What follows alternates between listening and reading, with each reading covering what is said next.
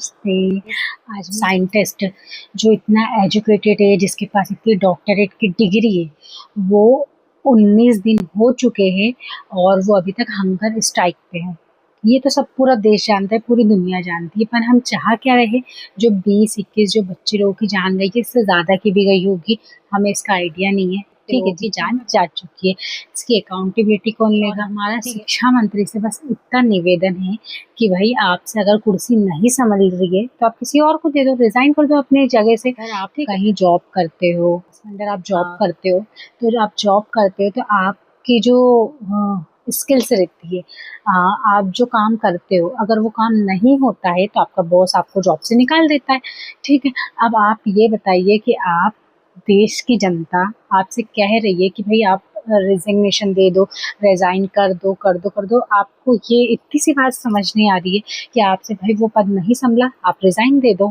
पूरा देश यही चाह रहा है। सोनू वांगचुक जी, जो कि 18-19 दिनों से अभी तक हंगर स्ट्राइक पे, 59 ईयर्स का एक बुजुर्ग आदमी हंगर स्ट्राइक कर रहा है। क्या हमारे देश ने सिर्फ उनको इतना ही दिया है? जिन्होंने हमारे देश के लिए इतना करा, हमारी इंडियन आर्मी के लिए इतना करा है, तो हमारे देश ने क्या सिर्फ उनको बस इतना ही दिया है? तिहाड़ जेल, हंगर स्ट्राइक, यही सब क्या वो डिजर्व करते हैं? और आप लोग मतलब मैं बस इतना कहना चाहूँगी कि आप मतलब जनता को इतना नीचे मानने लग गए हैं कि आप बिल्कुल जनता की बात ही नहीं सुन रहे। सर, हम लोग वांगचुक जी के बारे में पूरी फीड सबकी इसी चीज़ों से भरी गई है, और हमारे देश में ये सारी चीज़ें हो रही है तो हो क्यों रही है? हम क्यों नहीं रोक पा रहे ये सब चीज़ों को? पूरे इंडिया में इतना बड़ा प्रोटेस्ट चल रहा है। ठीक है, एजुकेशन सिस्टम को लेके, ये फंडामेंटल राइट्स है जो आपको दिए गए हैं, एजुकेशन का आपको फंडामेंटल राइट्स दिया गया है, हमें दिया गया है फंडामेंटल राइट्स एजुकेशन के लिए, और हम हमारे फंडामेंटल राइट्स पे जब क्वेश्चन कर रहे हैं तो उसका कोई आंसर देने वाला नहीं है। हमारी गवर्नमेंट हमें सुनना नहीं चाह रही है। ये कहाँ का लॉजिक है? हम चाहते हैं कि भाई आप एजुकेशन मिनिस्टर हो, अगर आप इस सिस्टम को नहीं सुधार पा रहे तो आप अपने पद से रिजाइन दे दो। बस हमारी इतनी सी रिक्वेस्ट है। मैं किसी पॉलिटिकल पार्टी के ना अगेंस्ट में हूँ ना सपोर्ट में हूँ। अगर मैं किसी को सपोर्ट करती हूँ तो वो है सोनक वांगचुक जी, सिर्फ और सिर्फ उनको सपोर्ट करती हूँ मैं, जो कि 59 ईयर्स के ओल्ड है, बुजुर्ग है, और वो हंगर स्ट्राइक कर रहे 20 दिनों से, जो कि एक साइंटिस्ट है। उन्होंने हमारी इंडियन आर्मी को क्या दिया है, हमारे इंडिया को क्या दिया है, वो सब बहुत अच्छी तरीके से जानते हैं, बहुत बहुत अच्छी तरीके से। आप लोग ज़्यादा से ज़्यादा सोनक वांगचुक जी का सपोर्ट करिए, और मेरी गवर्नमेंट से ये रिक्वेस्ट है कि आप उनको समझिए वो क्या कहना चाहते हैं।